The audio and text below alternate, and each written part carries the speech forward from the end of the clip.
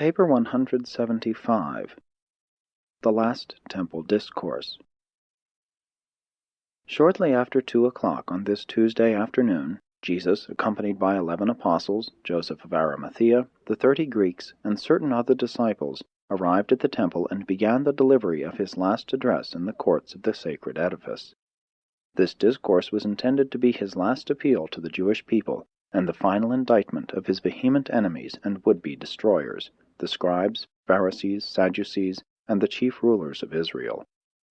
Throughout the forenoon the various groups had had an opportunity to question Jesus. This afternoon no one asked him a question. As the Master began to speak, the temple court was quiet and orderly. The money-changers and the merchandisers had not dared again to enter the temple, since Jesus and the aroused multitude had driven them out the previous day. Before beginning the discourse, Jesus tenderly looked down upon this audience, which was so soon to hear his farewell public address of mercy to mankind, coupled with his last denunciation of the false teachers and the bigoted rulers of the Jews. 1. The Discourse. This long time have I been with you, going up and down in the land proclaiming the Father's love for the children of men, and many have seen the light and, by faith, have entered into the kingdom of heaven. In connection with this teaching and preaching, the Father has done many wonderful works, even to the resurrection of the dead. Many sick and afflicted have been made whole because they believed.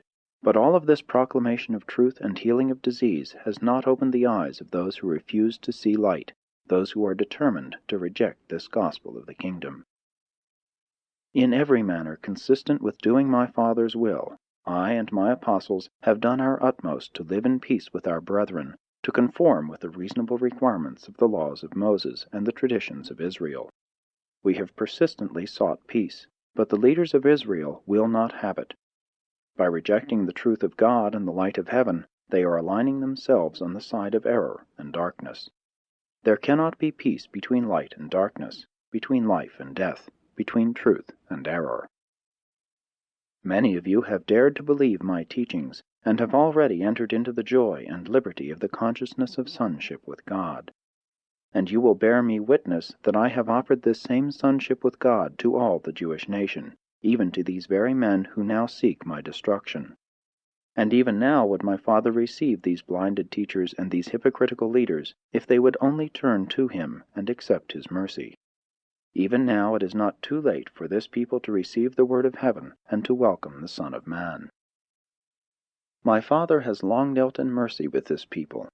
Generation after generation have we sent our prophets to teach and warn them, and generation after generation have they killed these heaven-sent teachers. And now do your willful high priests and stubborn rulers go right on doing this same thing.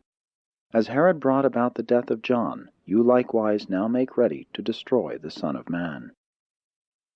As long as there is a chance that the Jews will turn to my Father and seek salvation, the God of Abraham, Isaac, and Jacob will keep his hands of mercy outstretched toward you. But when you have once filled up your cup of impenitence, and when once you have finally rejected my Father's mercy, this nation will be left to its own counsels, and it shall speedily come to an inglorious end. This people was called to become the light of the world, to show forth the spiritual glory of a God-knowing race. But you have so far departed from the fulfillment of your divine privileges that your leaders are about to commit the supreme folly of all the ages, and that they are on the verge of finally rejecting the gift of God to all men and for all ages, the revelation of the love of the Father in heaven for all his creatures on earth. And when you do once reject this revelation of God to man, the kingdom of heaven shall be given to other peoples, to those who will receive it with joy and gladness. In the name of the Father who sent me, I solemnly warn you that you are about to lose your position in the world as the standard-bearers of eternal truth and the custodians of the divine law. I am just now offering you your last chance to come forward and repent, to signify your intention to seek God with all your hearts, and to enter, like little children, and by sincere faith, into the security and salvation of the kingdom of heaven. My Father has long worked for your salvation, and I came down to live among you and personally show you the way. Many of both the Jews and the Samaritans and even the Gentiles have believed the gospel of the kingdom, But those who should be first to come forward and accept the light of heaven have steadfastly refused to believe the revelation of the truth of God, God revealed in man, and man uplifted to God. This afternoon my apostles stand here before you in silence, but you shall soon hear their voices ringing out with the call to salvation, and with the urge to unite with the heavenly kingdom as the sons of the living God. And now I call to witness these my disciples and believers in the gospel of the kingdom, as well as the unseen messengers by their sides, that I have once more offered Israel and her rulers deliverance and salvation. But you all behold how the Father's mercy is slighted, and how the messengers of truth are rejected. Nevertheless, I admonish you that these scribes and Pharisees still sit in Moses' seat, and therefore, until the Most Highs who rule in the kingdoms of men shall finally overthrow this nation and destroy the place of these rulers, I bid you cooperate with these elders in Israel. You are not required to unite with them in their plans to destroy the Son of Man, but in everything related to the peace of Israel, you are to be subject to them. In all these matters, do whatsoever they bid you, and observe the essentials of the law, but do not pattern after their evil works. Remember, this is the sin of these rulers.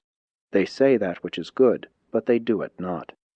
You well know how these leaders bind heavy burdens on your shoulders, burdens grievous to bear, and that they will not lift as much as one finger to help you bear these weighty burdens. They have oppressed you with ceremonies, and enslaved you by traditions. Furthermore, these self-centered rulers delight in doing their good works so that they will be seen by men. They make broad their phylacteries and enlarge the borders of their official robes. They crave the chief places at the feasts and demand the chief seats in the synagogues. They covet laudatory salutations in the marketplaces and desire to be called rabbi by all men. And even while they seek all this honor from men, they secretly lay hold of widows' houses and take profit from the services of the sacred temple. For a pretense, these hypocrites make long prayers in public and give alms to attract the notice of their fellows. While you should honor your rulers and reverence your teachers, you should call no man father in the spiritual sense, for there is one who is your Father, even God.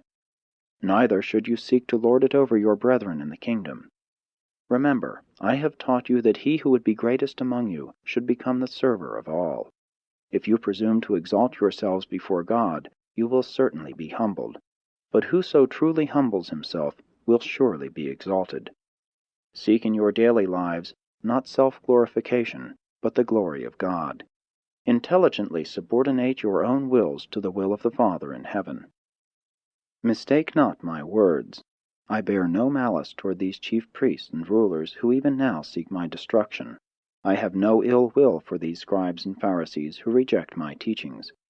I know that many of you believe in secret, and I know you will openly profess your allegiance to the kingdom when my hour comes. But how will your rabbis justify themselves, since they profess to talk with God, and then presume to reject and destroy him who comes to reveal the Father to the worlds? Woe upon you, scribes and Pharisees, hypocrites! You would shut the doors of the kingdom of heaven against sincere men because they happen to be unlearned in the ways of your teaching. You refuse to enter the kingdom, and at the same time do everything within your power to prevent all others from entering. You stand with your backs to the doors of salvation, and fight with all who would enter therein.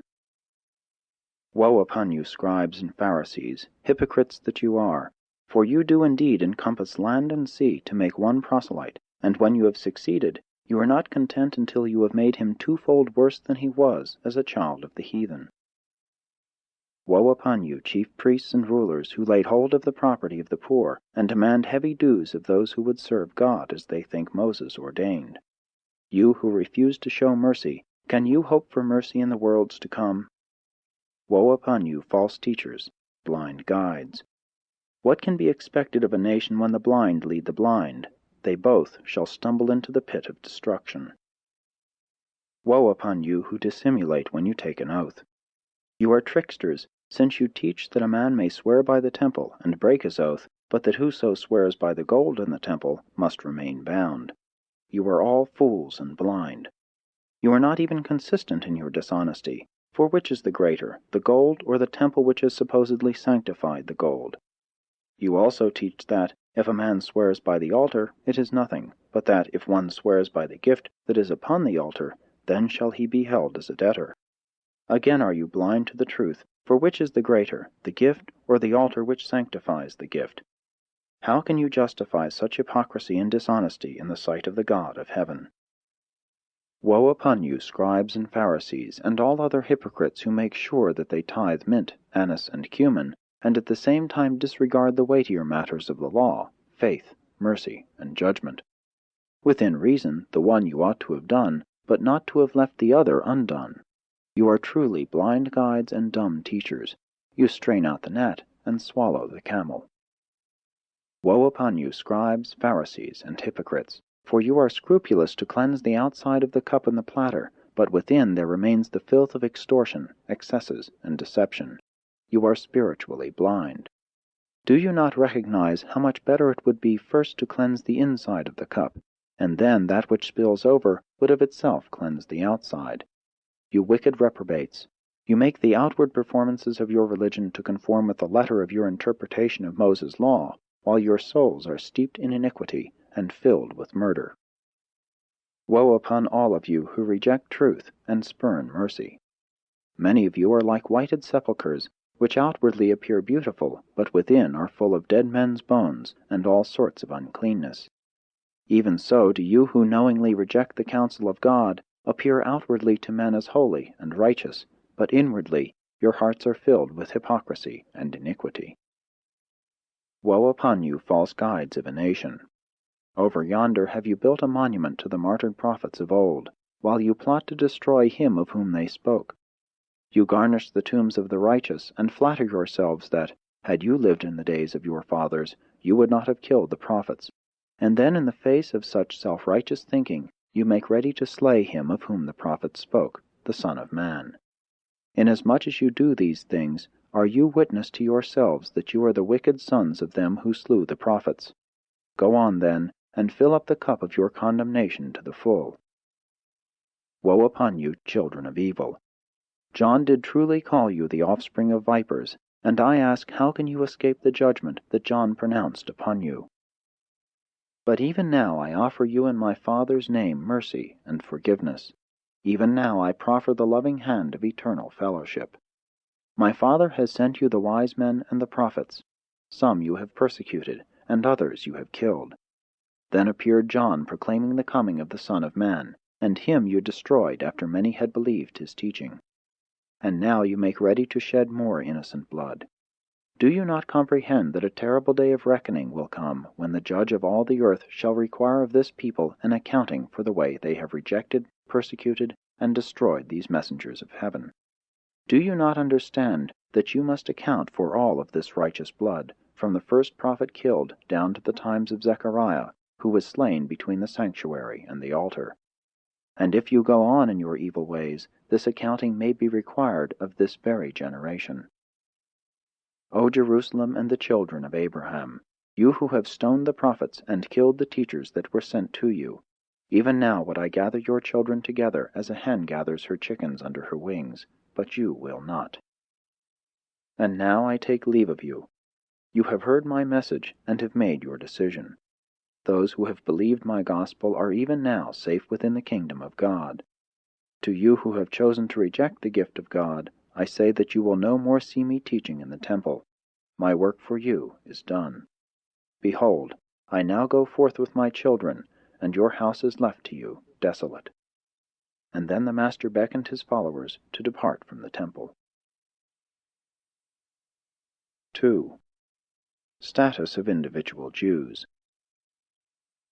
The fact that the spiritual leaders and the religious teachers of the Jewish nation one time rejected the teachings of Jesus and conspired to bring about his cruel death does not in any manner affect the status of any individual Jew in his standing before God.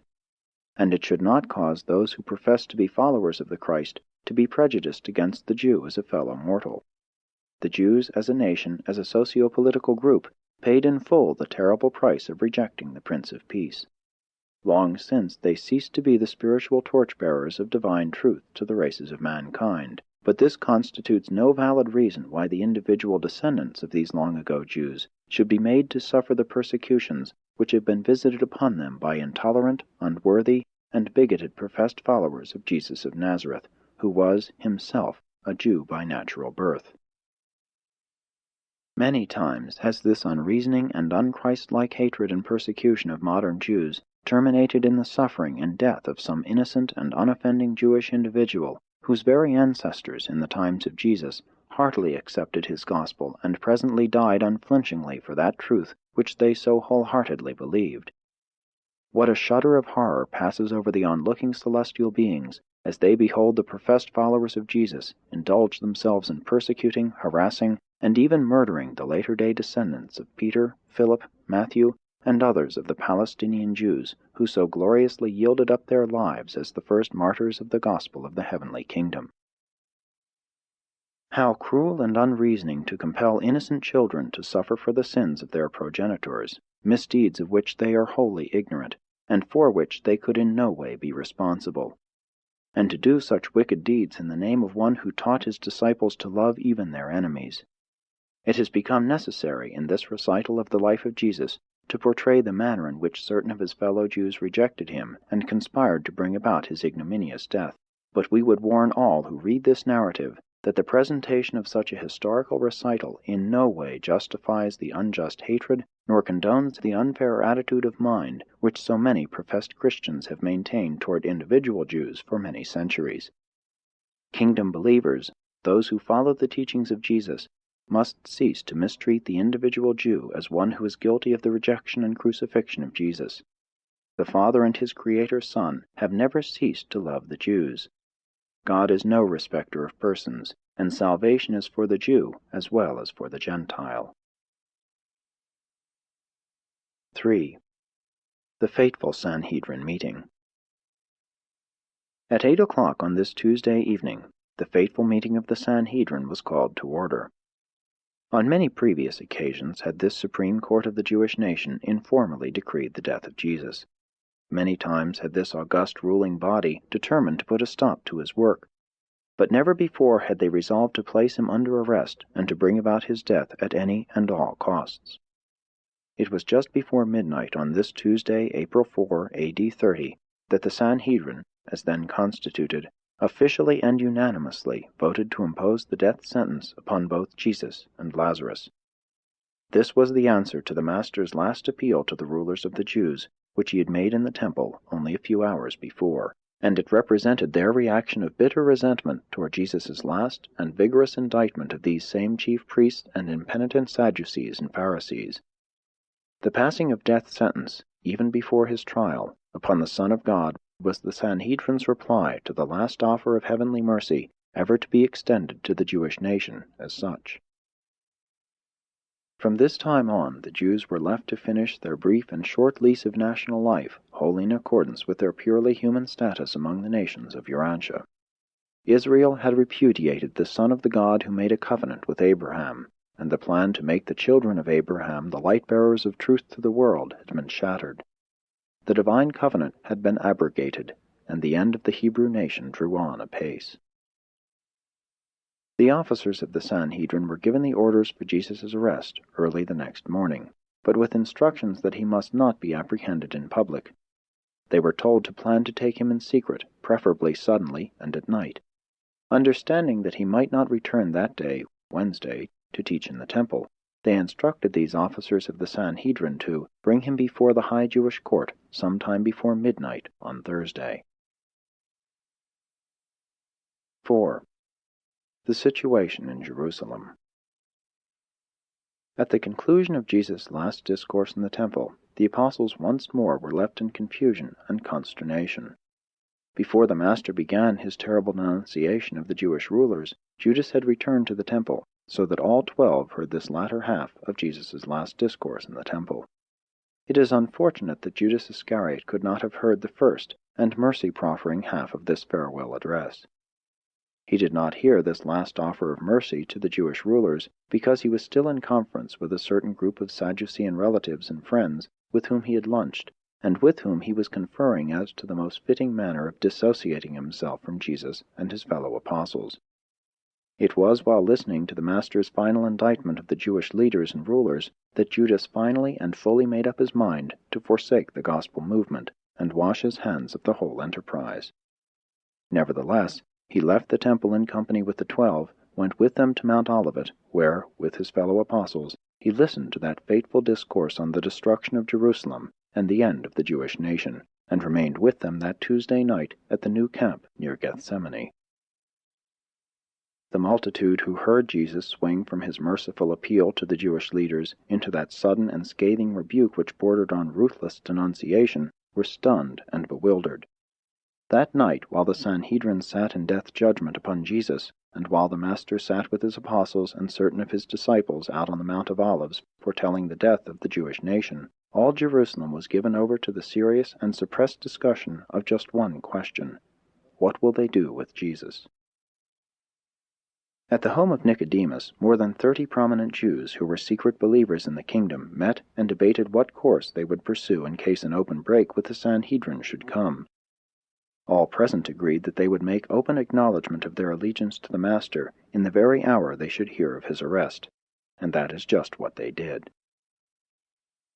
The Sadducees, who now controlled and dominated the Sanhedrin, were desirous of making away with Jesus for the following reasons. 1.